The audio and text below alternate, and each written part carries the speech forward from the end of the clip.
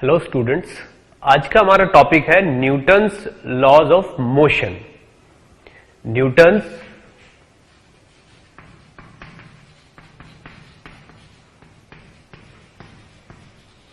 Laws of motion,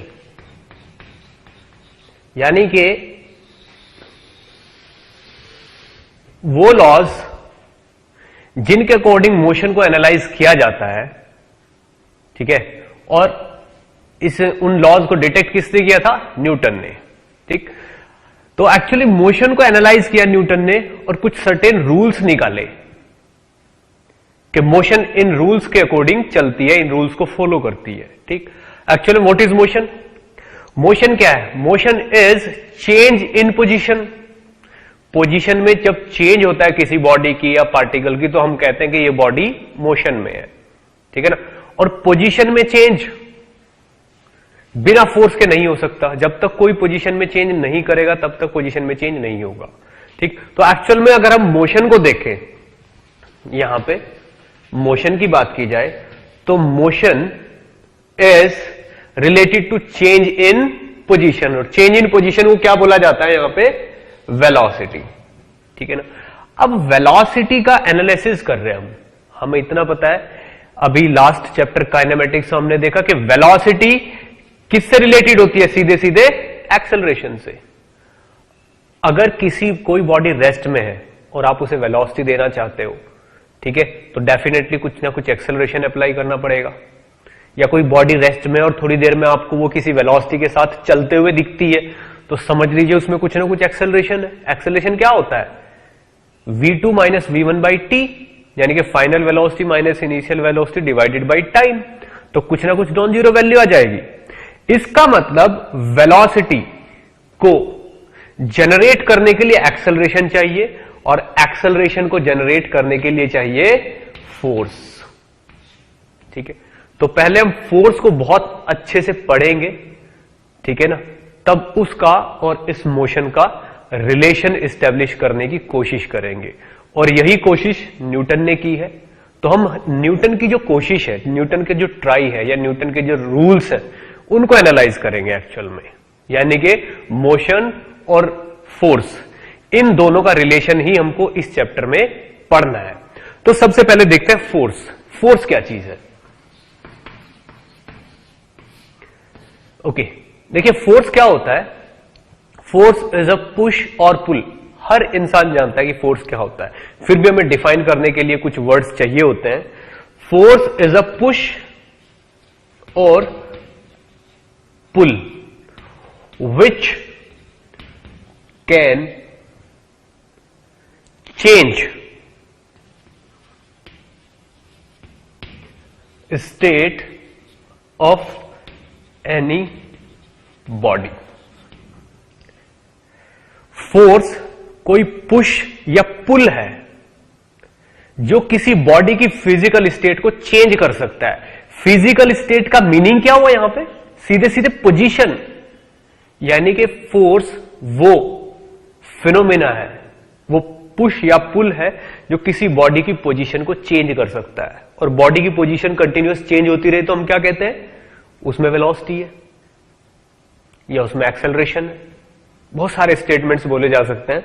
तो force is a push or pull which can change state of any body. अब force के कुछ types हैं, ठीक है ना, कुछ टाइप्स हैं फोर्स के, ठीक है ना। फर्स्ट टाइप मतलब कितने टाइप का होता है? देखिए, फोर्स को कैटेगराइज करने के हमारे पास बहुत तरीके हैं।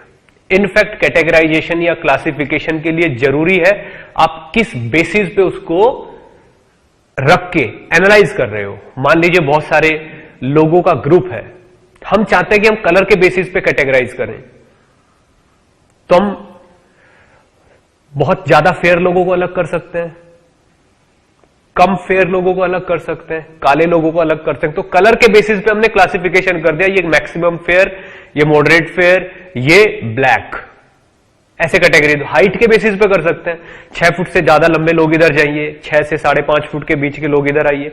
तो ये कलर हाइट के बेसिस पे कैटेगराइजेशन होगा। वेल्थ के बेसिस पे भी किया जा सकता है कि इस अमाउंट से ज्यादा वेल्थी लोग इधर, इस अमाउंट से कम वेल्थी लोग इधर, और गरीब लोग इधर, इस तरीके से वेल्थ के बेसिस पे कैटेगराइजेशन किया जा सकता है। इसी तरीके से किसी भी चीज को या किसी भी ग्रुप को या किसी भी फिनोमेना को कैटेगराइज करने के लिए बेसिस होते हैं, ठीक है ना। यहां पे एक बेसिस के अकॉर्डिंग इस फोर्स को 4 कैटेगरीज में डिवाइड किया गया है, मतलब 4 तरीके के फोर्सेस देखे जा सकते हैं। वो बेसिस क्या है? That is nature. तो नेचर के बेसिस पे 4 टाइप के फोर्स पाए जाते हैं, ठीक है ना। पहला ग्रेविटेशनल फोर्स, जिसको हर कोई फील करता है, इसलिए इसको मैं पहले नंबर पे लिख रहा हूं, ग्रेविटेशनल फोर्सेस। ग्रेविटेशनल फोर्सेस कौन से? जो आप अभी इस वक्त फील कर रहे हो, जिसकी वजह से ये चौक नीचे जाती है, जिसकी वजह से हम जमीन पे खड़े हुए हैं। अर्थ हर चीज को अपनी तरफ खींच रही है, दैट इज ग्रेविटेशनल फोर्स। उस फोर्स के लिए किसी का कॉन्टैक्ट करना या किसी से कनेक्ट होना जरूरी नहीं है, किसी का धकेलना जरूरी नहीं है। किसी भी ऑब्जेक्ट को आप छोड़ दो, वो अपने आप अर्थ के सेंटर की तरफ अट्रैक्ट होगा। That force is gravitational force. Second, electromagnetic force. Electromagnetic forces, ठीक। इलेक्ट्रोमैग्नेटिक वो फोर्सेस हैं जो ग्रेविटेशनल नहीं है, सबसे पहली बात तो ये, वो फोर्स जो अर्थ के अट्रैक्शन की वजह से नहीं है, ठीक है। अब इलेक्ट्रोमैग्नेटिक फोर्स, क्योंकि हर चीज एटम से मिलकर बनी है, इलेक्ट्रॉन्स, प्रोटॉन्स, न्यूट्रॉन्स, इनसे मिलकर बनी है, चार्जेस से मिलकर बनी है, ठीक है। तो जब हम सब जानते हैं पॉजिटिव पॉजिटिव एक दूसरे को रिपेल करते हैं, नेगेटिव नेगेटिव रिपेल करते हैं, अपोजिट चार्जेस अट्रैक्ट करते हैं, ठीक है ना। ऐसे बहुत सारे फैक्टर्स हैं जो हम जानते हैं, ठीक है। तो उन फैक्टर्स की वजह से लगने वाला फोर्स इज इलेक्ट्रोमैग्नेटिक फोर्स, जो कि नेचर में ग्रेविटेशनल नहीं होगा, ठीक। सपोज करिए कोई स्ट्रिंग है आपके पास, एक हाथ से और दूसरे हाथ से पकड़ के आप उसको ऐसे खींच रहे हो, तो उसके जो एटम्स हैं वो भी एक दूसरे पे फोर्स लगा रहे हैं, ठीक है। आप कहीं से भी उस स्ट्रिंग को टच करके देखोगे, वहीं से टाइट मिलेगी आपको, ठीक है ना। मान लीजिए आप कहीं किसी चीज को ऐसे पुश कर रहे हो, तो अगर आप किसी वॉल को पुश कर रहे हो, तो वॉल के जो पार्टिकल्स हैं वो भी पुश हो रहे हैं, ठीक है। तो ये जो कन्वे हो रहा है फोर्स, ठीक है ना, दिस इज इलेक्ट्रोमैग्नेटिक फोर्स, जो एटम्स के, इलेक्ट्रॉन्स के, प्रोटॉन्स के इंटरेक्शन की वजह से जनरेट होता है। Third, nuclear force. Nuclear forces, ये वो फोर्सेस है, ठीक है ना, जो न्यूक्लियस के लेवल पे लगते हैं, ठीक है। बहुत ही वीक फोर्सेस होते हैं, बहुत ही कम, इनके कंपैरिजन में बहुत ही कम अमाउंट होती है इनकी, ठीक है ना। अब fourth is weak forces.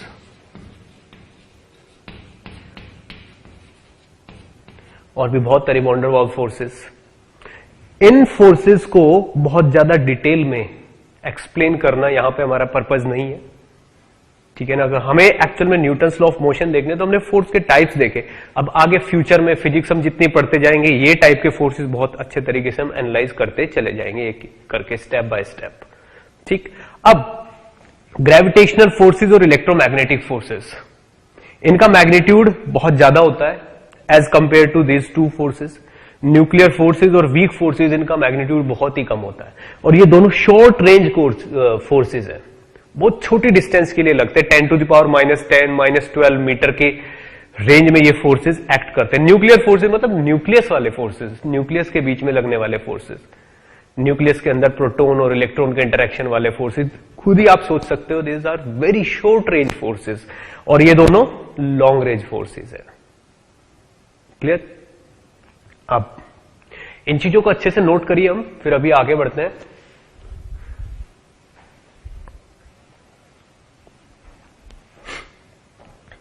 Okay, तो बहुत ही ब्रीफ इंट्रोडक्शन फोर्स के बारे में हुआ। अब आ जाते हैं हम लॉज पे, ठीक है ना। फर्स्ट लॉ,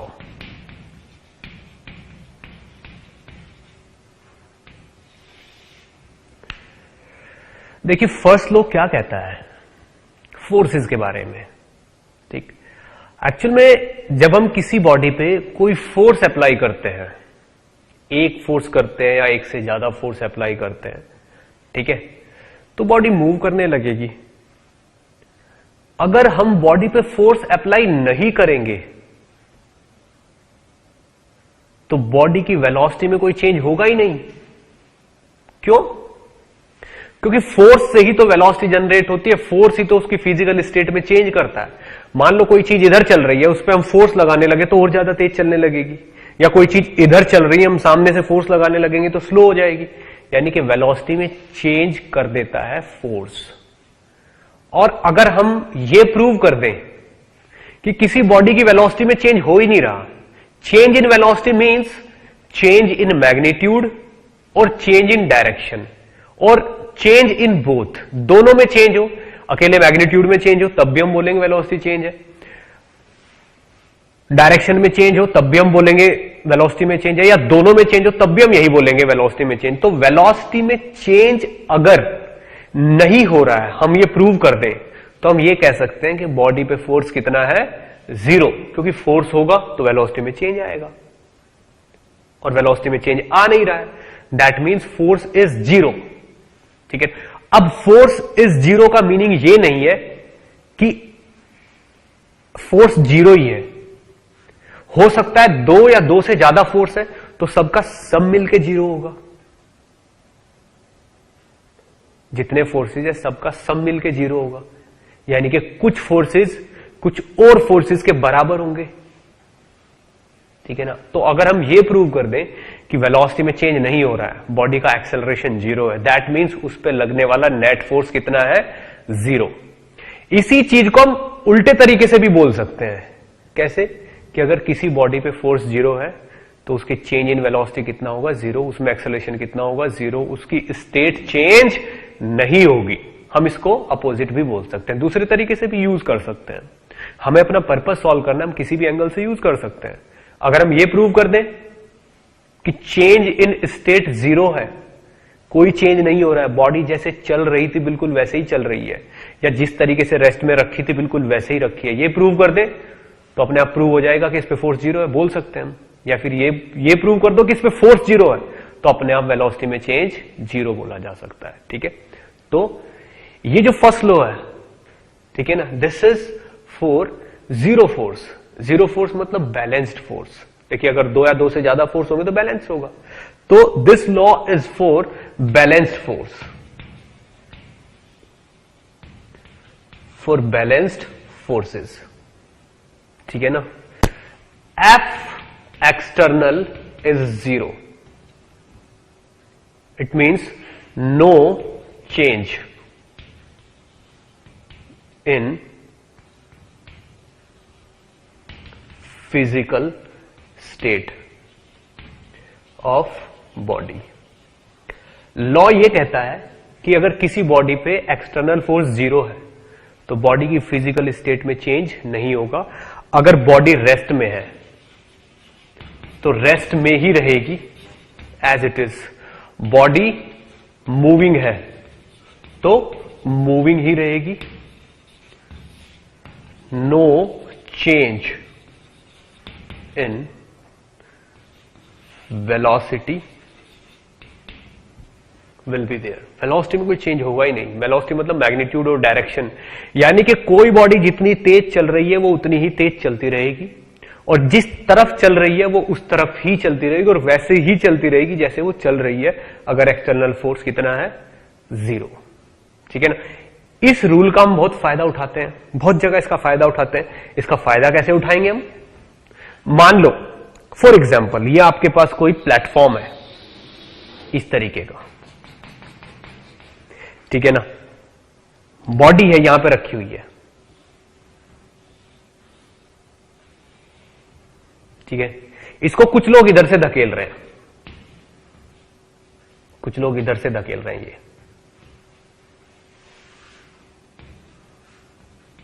ये इस तरफ फोर्स कितना लगा रहे हैं, F1, ठीक है ना, और कुछ लोग इधर से धकेल रहे हैं इसको।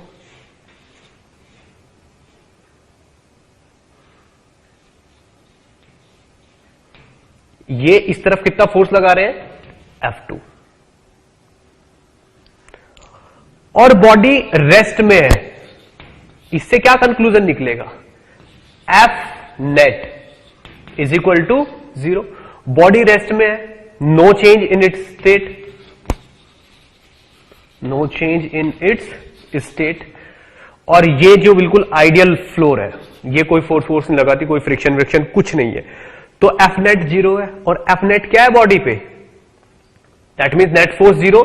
यहां से क्या कंक्लूजन निकलेगा कि F1 is equal to F2, both the forces are same, यानी कि ये जो अगर ये राम है और ये श्याम है, तो both are applying same force in opposite direction. ये कैसे फायदा उठाया, कहां से पता चला, ये कंक्लूजन कहां से ड्रॉ किया हमने फर्स्ट लॉ की हेल्प से ड्रॉ किया है, क्योंकि हमें फर्स्ट लॉ ये कहता है कि अगर बॉडी चल ही नहीं रही है, रेस्ट में, तो उस पर लगने वाले जितने भी फोर्सेज है सबका सम कितना होगा, 0। क्या बात समझ में आई? इसी तरीके से हम बहुत सारे कंक्लूजन ड्रॉ करेंगे, ठीक है, किसकी हेल्प से, फर्स्ट लॉ की। तो फर्स्ट लॉ क्या कहता है, फाइनली कोई बॉडी रेस्ट में तो रेस्ट में ही रहेगी, कोई बॉडी मूविंग है तो वो मूविंग ही रहेगी, जिस तरफ चल रही है उसी तरफ चलती रहेगी, अगर उस पर एक्सटर्नल फोर्स कितना हुआ, 0। ठीक है, चलिए अब आते हैं हम सेकेंड लॉ पे। सेकेंड लॉ क्या कहता है, this is for unbalanced forces, for unbalanced forces. जब बॉडी पे फोर्सेस बैलेंस नहीं होंगे, यानी कि फोर्स तो लग ही रहा है, यानी कि उसकी स्टेट में चेंज होगा ही होगा, ठीक है ना, if F external is not 0, ठीक है, तो लॉ ये कहता है कि बॉडी में एक एक्सेलरेशन जनरेट हो जाएगा, जिसकी वैल्यू फोर्स जो भी एक्सटर्नल लग रहा है उस पर, जो भी उस बॉडी के बाहर से कोई फोर्स लगा रहा है उसको किससे डिवाइड कर देंगे हम, मास से। बोला कि अगर एक्सटर्नल फोर्स 0 नहीं है तो बॉडी में एक एक्सेलरेशन आ जाएगा जिसकी वैल्यू कितनी होगी, एफ एक्सटर्नल बाई मास, यानी कि F is equal to F upon M. यहीं से जनरेट होता है F is equal to M A, यानी कि force is equal to mass into acceleration, वो ये कहता है। ठीक, दिस इज सेकंड लॉ। अगर फोर्स बैलेंस नहीं है, बॉडी रेस्ट में नहीं है, मूविंग है और उसकी वेलोसिटी चेंज हो रही है, अगर एफ एक्सटर्नल 0 तो velocity will change, velocity change होगी किसके अकॉर्डिंग, एक्सेलरेशन के अकॉर्डिंग, एक्सेलरेशन तो आएगा ही आएगा, and acceleration will be in same direction as force. जिस डायरेक्शन में फोर्स होगा उसी में एक्सेलरेशन होगा, क्यों, क्योंकि mass is a scalar quantity, वो डायरेक्शन को चेंज नहीं कर सकती और उसकी वजह से डायरेक्शन पे कोई फर्क भी नहीं पड़ता, वो केवल इसके मैग्नीट्यूड को मल्टीपल कर सकती है। तो force is equal to m into a. अभी इस फोर्स पे हमें बहुत सारे एग्जाम्पल्स करने हैं, ठीक है ना। मैं इस पे अगर आपको एग्जाम्पल देना की कोशिश करूं कि एक बॉडी है 2 kg की, उस पर 10 न्यूटन का फोर्स लग रहा, तो एक्सेलरेशन कितना होगा, 10/2 इज इक्वल टू 5, ठीक है ना। तो उस टाइप के एग्जाम्पल्स है, हमारा कोई IQ लेवल नहीं बढ़ने वाला, ठीक। तो इस चीज पे हम बहुत अच्छे अच्छे एग्जाम्पल करेंगे, लेकिन अभी हमें थर्ड लॉ कंप्लीट करना है, इसको आप अच्छे से नोट करिए, फिर इनको मैं समराइज करके इस पे अच्छे अच्छे एग्जाम्पल लेके हम थोड़ा लेवल बिल्डअप करेंगे।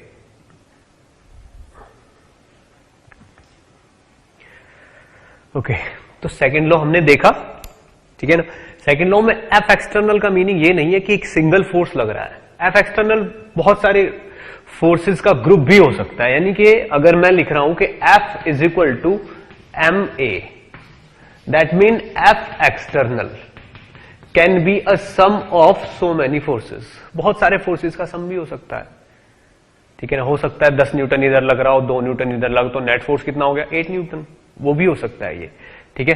तो मान लो हमसे बहुत ही छोटा सा एक क्वेश्चन पूछा जाता है कि अगर यहां पे मान लीजिए ये कोई प्लेटफॉर्म है हमारे पास, ठीक है, इस प्लेटफॉर्म पे एक ब्लॉक रखा हुआ है ये वाला, जिसका मास कितना है 5 kg, ठीक है ना। वो बोलते हैं कि t इज इक्वल टू 0 पे इस ब्लॉक को एक इंसान आके ऐसे धकेलने लग गया।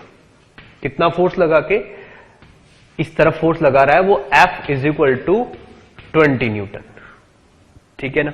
तो बोल रहा है what is the distance travelled, what is the distance travel after t is equal to 3 seconds. क्या करेंगे इसके लिए हम? डेफिनेटली अगर ये बॉडी रखी है 5 kg की और वो उस पर फोर्स लगाना शुरू कर देता है, कितना 20 न्यूटन, तो कुछ इसमें एक्सेलरेशन आ जाएगा, धकेल के कहीं ना कहीं तो ले जाएगा इसको, और कंटिन्यूअस धकेले ही जा रहा है कांस्टेंट फोर्स से, तो डेफिनेटली ये चीज आगे चलेगी और किसी पोजीशन पे पहुंच जाएगी। कैसे फाइंड आउट करेंगे? ठीक है ना। सबसे पहला काम क्या होगा, सेकंड लॉ लगाइए, F is equal to M A. यहां से इसका एक्सेलरेशन फाइंड आउट करिए F बाई एम करके। F कितना होगा 20 बाई कितना, M कितना है 5, कितना हुआ 4 मीटर पर सेकेंड स्क्वायर, ये इसका एक्सेलरेशन हुआ। अब यहां से एक्सेलरेशन लगना शुरू हुआ है, इनिशियल वेलोसिटी कितनी है 0, ठीक है ना। ट्रेवल डिस्टेंस निकालनी तो S is equal to u t plus half AT square की आप हेल्प ले सकते हो। क्यों? बॉडी कांस्टेंट फोर्स है, फोर्स कांस्टेंट मतलब जो कि मैग्नीट्यूड और डायरेक्शन दोनों में कांस्टेंट हो, एक स्ट्रेट लाइन में ही बॉडी को चलाएगा, ठीक है, और with constant acceleration. Constant acceleration कितना 4, तो 0 plus half into 4 into 3 second, 3 का स्क्वायर, तो कितना हो गया बताइए, कितना हो गया? S इज इक्वल टू हो गया, इस 2 से ये कट के कितना आ गया 2, 18 मीटर। ये आपका आंसर होगा, ठीक है। ये सेकंड लॉ का एक बहुत ही स्मॉल लेवल पे यूज था, ठीक है ना। अब आते हैं हम थर्ड लॉ पे, नोट करिए इसको अच्छे से।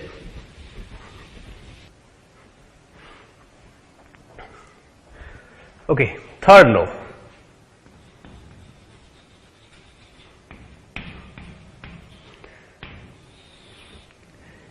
Most important and most conceptual point है ये थर्ड लॉ जो है।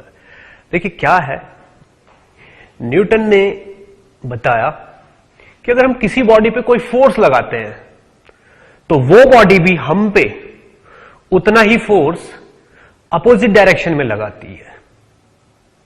यानी कि अगर बॉडी ए बॉडी बी पे, यानी कि बॉडी ए अगर बॉडी बी पे कोई फोर्स लगा रही है, ऐसे इस तरफ यूं फोर्स लगा रहे हैं ऐसे, ठीक है, तो बॉडी ए बॉडी बी पे फोर्स लगा रही है, ठीक है, तो बॉडी बी भी बॉडी ए पे उतना ही फोर्स लगाएगी अपोजिट डायरेक्शन में। क्लियर? बॉडी ए, अगर ए बॉडी बी पे फोर्स अप्लाई कर रही है F, तो बॉडी बी भी ए पे फोर्स अप्लाई करेगी F, but in opposite direction, ठीक। तो अगर मैं बॉडी ए जो बॉडी बी पे फोर्स लगाती है, ठीक है ना, उसको F1 लिखता हूं, ठीक है, और उसको लिख देता हूं F, तो बॉडी बी अगर ए पे लगा रही है और उसको मैं लिखता हूं F2, तो F2 को मुझे लिखना पड़ेगा माइनस F, अगर आप इनके ऊपर वेक्टर लगाते हो। This is force applied by body A on body B, and this is force applied by body B on body A. ये वो फोर्स है जो बॉडी बी लगाती है ए पे। फॉर एग्जाम्पल मान लीजिए ये कोई वॉल है इस तरीके से, it's some kind of wall, ठीक है। अब यहां पे कोई इंसान, ठीक है, इस पे फोर्स लगा रहा है,